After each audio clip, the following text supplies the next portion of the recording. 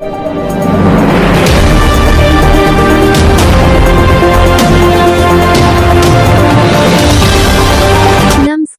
खबरें आज तक लाइव न्यूज के लिए धार से सैयद रिजवान अली की रिपोर्ट।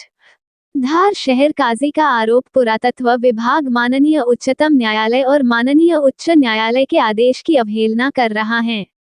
धार भोजशाला और कमाल मौला मस्जिद में न्यायालय के आदेश पर पुरातत्व विभाग द्वारा की जा रही खुदाई पर धार शहर काजी द्वारा लगाया गया सनसनीखेज आरोप। धार शहर काजी ने कहा कि पुरातत्व विभाग माननीय उच्चतम न्यायालय और माननीय उच्च न्यायालय के आदेश की अवहेलना कर रहा है। 29वां दिन है आज। ठीक है, सर्वे जारी है तो सभी आप लोगों के माध्यम से सभी लोगों को पता चल गया कि सर्वे जारी है और आप लोगों की बहुत मेहनत है कि हर छोटी बड़ी चीज़ को आप लोग पूरी पब्लिक के सामने कर रहे हैं और आप ही लोगों से हम सुनते हैं और आप ही लोगों से एजुकेटेड होते हैं। हमने जो मीडिया के ज़रिए सुना और जो हम खुद अभी मस्जिद के अंदर देख कर आए हैं वो माननीय उच्चतम न्यायालय की पूरी तरह से अवहेलना हो रही है उसके आदेश की। कमाल मौला मस्जिद के बाईं तरफ दक्षिणी दिशा में कम से कम फर्श को 4 फीट तक खोद दिया गया है जिससे वहाँ पर नमाजी नमाज़ पढ़ने से वंचित रहे। यह हमारे मूल अधिकारों का भी हनन है और मानव अधिकारों का भी हनन है। क्या ऐसा कोई नहीं है कि जो सुप्रीम कोर्ट के आदेशों का साक्षर पालन करवा सके? क्या इनके ऊपर कोई अधिकारी नहीं है? यहाँ कब तक इनकी मनमानी चलेगी? अगर फिज़िकल एक्सकवेशन के लिए मना करा सुप्रीम कोर्ट ने तो फिज़िकल एक्सकवेशन बोलते किसको हैं? यही बोलेंगे कि यहाँ से आप हवास के ज़रिए धूल हटा दो। अगर आपने हाथ से हटाने की कोशिश करी तो फिज़िकल एक्सकवेशन में आ जाएगा माननीय उच्चतम न्यायालय का। और माननीय उच्च न्यायालय ने भी बोला था कि आप इस तरह सर्वे करें कि किसी तरह का भी कोई नुकसान वहाँ पर नहीं हो इमारत को। तो इन लोगों ने हमारी मस्जिद का, हमारी इमारत का मूल स्वरूप परिवर्तित कर दिया है। ये बहुत घोर आपत्तिजनक है। उच्च न्यायालय की और उच्चतम न्यायालय के आदेशों की अवहेलना है।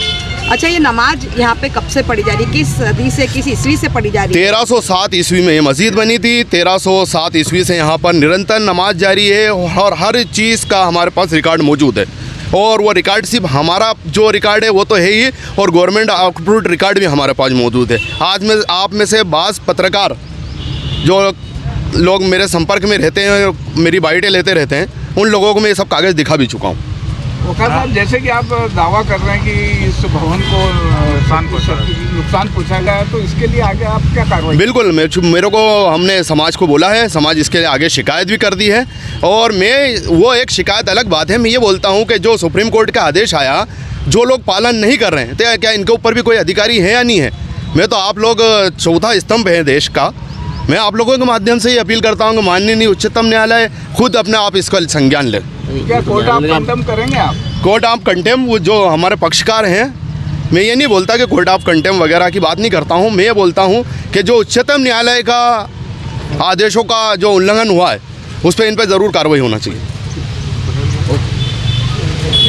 इसके अलावा जैसे आप कह रहे न्यायालय की बात है, हमारे माध्यम से तो आप दे रहे हैं कि संज्ञान वो ले, आपके पक्षकार जाएंगे, लेकिन अभी और शिकायत? बिल्कुल हमारे पक्षकार ने शिकायत कर दी है इसकी और हम देखते हैं और ज़रूर होगा तो समाज भी इसकी शिकायत करेगा कि इनके ऊपर कौन है, इसमें किसका पालन होता है, कौन पालन करवाने के लिए इसको अधिकृत है।